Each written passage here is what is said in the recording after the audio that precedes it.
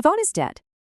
That's a pretty bold headline from TechCrunch, but it really gets at a feeling we've all had, right? Remember the Metaverse? That whole promise fizzled out, leaving us with these clunky, forgotten headsets. And now, the smartphone, the device that's basically run our lives for over a decade, feels like it's kind of hit a wall. So if a virtual world wasn't the answer and our phones are at their limit, what in the world is actually next? Let's get into it. See, what's coming isn't another screen for us to get lost in. It's something way more integrated into our lives, almost invisible. It's a proactive layer of AI that actually anticipates what we need. We're calling it the intention weave. And today, we're going to explore what this future really looks like. A future that could start showing up as soon as 2026. All right, so here's our roadmap. First, we'll talk about why our current app-based world is hitting its limits. Then, we'll dive into the huge shift from today's reactive AI to a truly proactive one. We'll look at the tech making it all happen, see what it looks like in real life, and finally, we have to talk about the massive new rules and risks this all creates. Okay, so to really get where we're going, we first have to be super honest about where we are right now. Because for all the amazing things our phones can do, they've also trapped our digital lives in a very specific and, let's face it, pretty limited little loop. I mean, just think about it. Your whole day on your phone is just a series of commands. You open an app, you type something in, you tap a button. We're constantly feeding our devices these tiny step-by-step instructions. Our tech is completely reactive. It just sits there and waits for us to tell it exactly what to do next. It has absolutely zero idea what our bigger goal is. But yeah, that is all about to change in a big way. And this brings us to the next massive leap forward for AI. And look, this is not just about a smarter ChatGPT. We are talking about a totally different way of thinking about AI. It's called agentic AI. So what is agentic AI really? Well, the formal definition calls it an autonomous, goal-driven system. But here's what that actually means, and this is the key.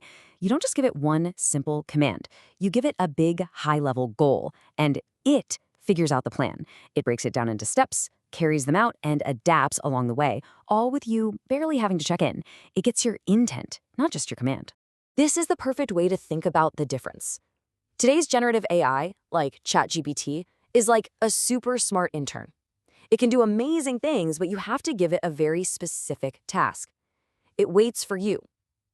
Agentic AI, though, that's like having a proactive chief of staff. You just say, hey, make this happen, and it figures out all the details, coordinates everything, and just gets the job done. And you should know, this is not some far-off sci-fi dream. This is a huge economic shift that's happening as we speak. Analysts are projecting that the market for AI agents is going to grow by a staggering 41 to 46% every single year. It's such a jump from about $5 billion in 2024 to over $50 billion by 2030. Big businesses are absolutely hungry for this. So how does a world like this actually get built? What are the pillars holding it all up? Well, it really comes down to three main things: totally new hardware, a new AI architecture, and a brand new ecosystem. First, the hardware. Let's be real, the phone is way too clunky for this new world. That's why companies like OpenAI are already working on the next thing. They have an internal project reportedly called Project Gumdrop, and the whole point is to create a super AI assistant that doesn't live on a screen.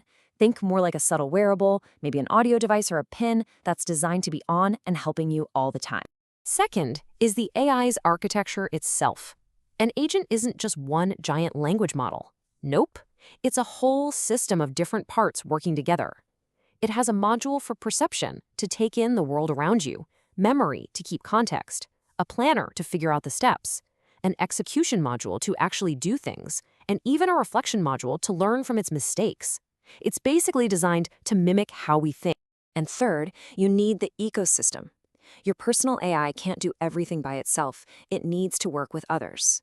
That's where something called the agent-to-agent protocol, or A2A, comes in. You can think of it like a universal language that lets all AIs talk to each other. It allows your agent to find and hand off tasks to a specialized agent from a completely different company, creating this huge, collaborative network that's working for you.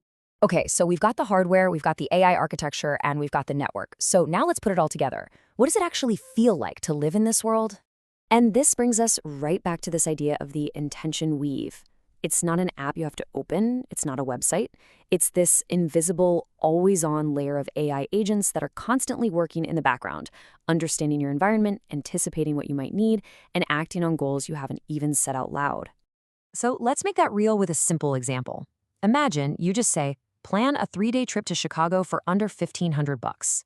Your personal agent doesn't just give you a bunch of links to search. No way. It hears that goal and it breaks it down into smaller jobs.